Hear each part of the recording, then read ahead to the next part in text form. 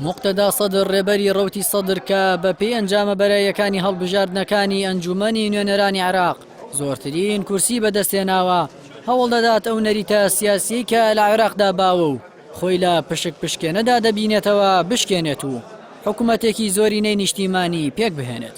بەڵام پێکهێنانی حکوومەتی زۆرینە لەلایەن ژمارەیەک لایەنی شیعە کە خاوەن هێزی چەکدارین لە عێراق ڕەت کراوەتەوە.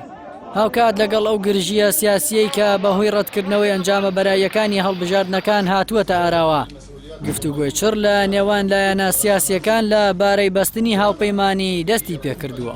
مقتدا سەدر کە بە بەدەستێنانی 73 کورسی لە پلەی یەکەمدایە، ڕکابەری سەرەکی لایەنە شیعەکان دەوڵەتی یاسایە کە بە سەرۆکایەتی نووری مالیکی 37 کورسی بەدەستێناوە.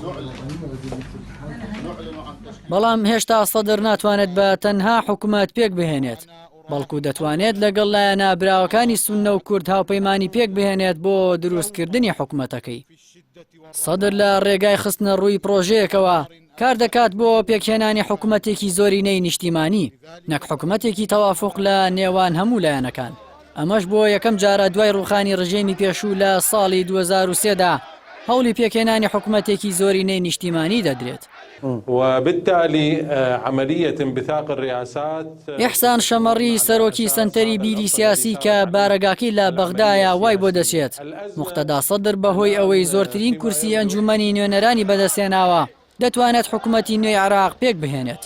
شەمەڕی دەڵێت دەرهاویشتەکانی ئێستا ئاماژە بەوە دەکەن کە سەدر هەنگاو بە ئاڕاستی لێکتێگەیشتن لەگەڵ لایەنە سیاسیەکان دەنێت بە ئامانجی پێکهێنانی حکوومەتی زۆرینەی نیشتیمانی، بە تایبەت دوای خۆپیشاندانەکان و هەوڵی تیرۆرکردنی مستەفا کاظمی. هاوپەیمانی فەتح بە سەرۆکایەتی هادی عامری کە دیارترین لایەنەکانی ناڕازیە لە ئەنجامە بەرایەکانی هەڵبژاردنەکان کە 16 کورسی بەدەستێناوە لە ساڵانی ڕابردوودا خاوەن هەژمون و دەسەڵاتێکی زۆر بوو لە عێراق. تا ئێستا ڕوون نییە لەوەی بە ئاسانی دەستبەرداری هەژمون و دەسەڵاتەکەی ببێت لە عێراق یاخودنا. ئیحسان شەمەڕی دەڵێت هێرشکردنە سەر کاظمی و کردە توند و تیژیەکان کە بەم دواییانە لە عێراق ڕوویاندا پەیامێکی ناڕاستە و خۆن بۆ ڕەتکردنەوەی پێکهێنانی حکوومەتی زۆرینەی نیشتیمانی. بەڵام سەدر پێی وایە بەهۆی ئەو سیستەمی پشک پشکێنەیە لە عێراق کەسانی نالێ هاتوو گەیشتنە پۆستی باڵا و تەنها بۆ بەرژەوەندی پارتەکانیان کاریان کردووە.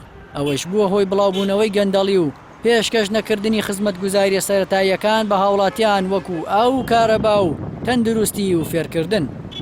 لەو بارەیەوە نەجم قەساب توێژەری سیاسی پێی وایە ئەستەما مقتدا سەدر بتوانێت حکوومەتی داهاتوو پێک بهێنێت، تەنها بە هەڵوەشاندنەوەی گروپی لیژنەی هەماهەنگی کە هێزەکانی ناڕەزایی لە ئەنجامە بەرایەکانی هەڵبژاردنەکان لە خۆ دەگرێت و تیژی ئەو گروپە بۆ بەدەستێنانی پشکی خۆیان ئامادەن سازش بکەن.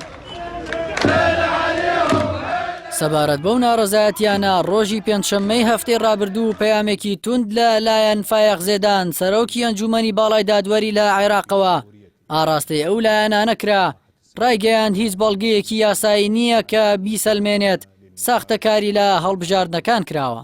لە بەرامبەر ئەو مشتوم ڕووناکۆکی لە نێوان لایەنە شیعەکاندا هەیە، سەدر لە میانی ڕۆژانی ڕابردوودا زنجیرەیەک گفتوگۆی لەگەڵ لایەنەکانی سوننە و کورد بە ئامانجی پێکهێنانی هاوپەیمانی لە ئەنجومەنی نوێنەرانی عێراقدا ئەنجامدا و هەوڵی بەدیهێنانی خەونی دروستکردنی حکوومەتی زۆری نەدەدات.